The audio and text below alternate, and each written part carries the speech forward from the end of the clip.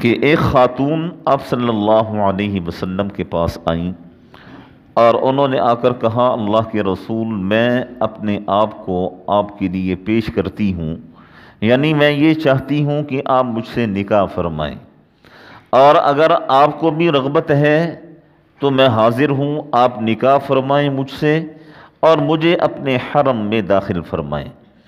تو آپ صلی اللہ علیہ وسلم نے فرمایا کہ مجھے نکاح کی رغبت نہیں ہے، یعنی تجھ سے نکاح کی رغبت نہیں ہے۔ تو ایک صحابی رضی اللہ عنہ وہاں موجود تھے، انہوں نے عرض کیا، اللہ کے رسول، آپ میرا نکاح ان سے کروا دیں۔ تو آپ صلی اللہ علیہ وسلم نے فرمایا کہ حق مہر، یعنی مہر ادا کرنے کے لیے تیرے پاس کچھ ہے۔ اب آپ یہیں سے اندازہ لگائیے گا کہ یہ مہر کسی صورت میں بھی معاف نہیں ہے۔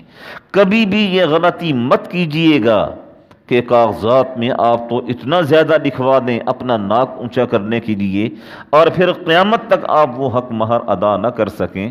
یاد رکھیں، آپ قبر میں بھی پہنچ جائیں گے، یہ گناہ آپ اپنے ساتھ لے کر جائیں گے۔ بیوی کا جو حق مہر متعین کر دیا جاتا ہے وہ بہرحال بیوی کو ادا کرنا پڑتا ہے، چاہے بیوی یہ کہے کہ میں نے معاف کر دیا ہے۔ بیوی کے معاف کرنے سے بھی حق مہر معاف نہیں ہوتا ہے، حق مہر بہرحال ادا کرنا پڑتا ہے۔ تو آپ صلی اللہ علیہ وسلم نے پوچھا، تیرے پاس مہر ادا کرنے کے لیے کچھ ہے؟ تو اس صحابی نے عرض کیا، اللہ کے رسول، یہ ایک تہبند ہے، بس یہی میں دے دیتا ہوں۔ آپ نے فرمایا کہ بندہ خدا، جب تو تہبند اپنا تو حق مہر میں دے گا تو خود تو کیا پہنے گا؟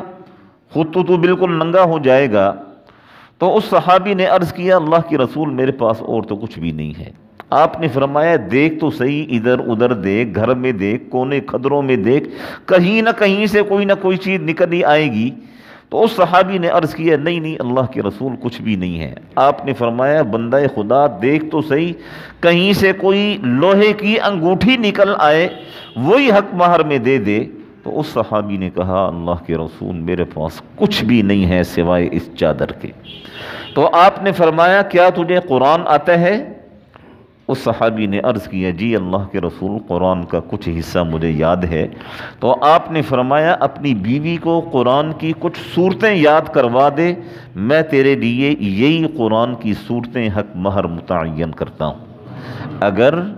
اگر حق مہر کی ادائیگی نہ کرنے میں کسی قسم کی گنجائش ہوتی تو آپ صلی اللہ علیہ وسلم فرماتے کہ میں وقت کا پیغمبر ہوں، نبی ہوں، صاحب کتاب، صاحب وحی نبی ہوں، جاؤ میں تمہیں کہتا ہوں بغیر حق مہر کے نکاح کر لو۔ آپ صلی اللہ علیہ وسلم نے ایسا نہیں کیا، بلکہ آپ صلی اللہ علیہ وسلم نے قرآن کی صورتوں کو اس کا حق مہر متعین کر دیا، صرف اس وجہ سے یہ بتانے کے لیے کہ امت کو پتہ چلے کہ حق مہر بہرحال عورت کا حق ہے اور یہ حق اسے ادا کرنا چاہیے۔ اگر نہیں ادا کریں گے قبروں میں پہنچ جائیں گے، یہ گناہ اپنے ساتھ آپ لے کر جائیں گے۔ پھر اللہ جل شان، ہمارے ہاں رواج ہے نا کہ لکھواتے وقت جو ہے وہ اتنا زیادہ لکھوا دیا جاتا ہے، اتنی شرطیں لکھوا دی جاتی ہیں، اور بالخصوص ہمارے ہاں نکاح پڑھانے والے جو نکاح خوان ہیں، رجسٹر پر کرنے والے، ان کا بھی اس میں بڑا کردار ہے۔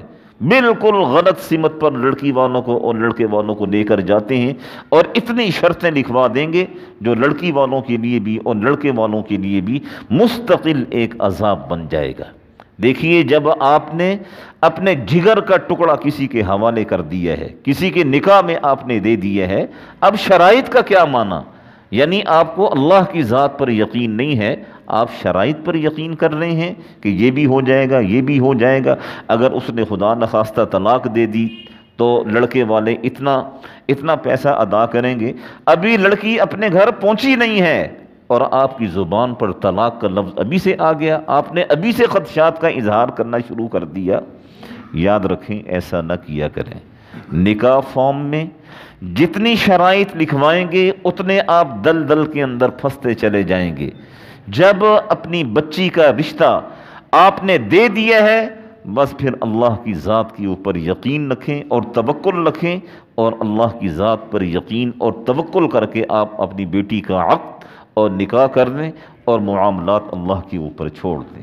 اگر خدا نخواستہ بچی کا گھر آباد نہیں ہونا ہے تو یہ شرائط اس چیز کو روک نہیں سکیں گی، اور اگر بچی نے اپنے گھر کو آباد کرنا ہے تو پھر ان شرائط کا کوئی معنی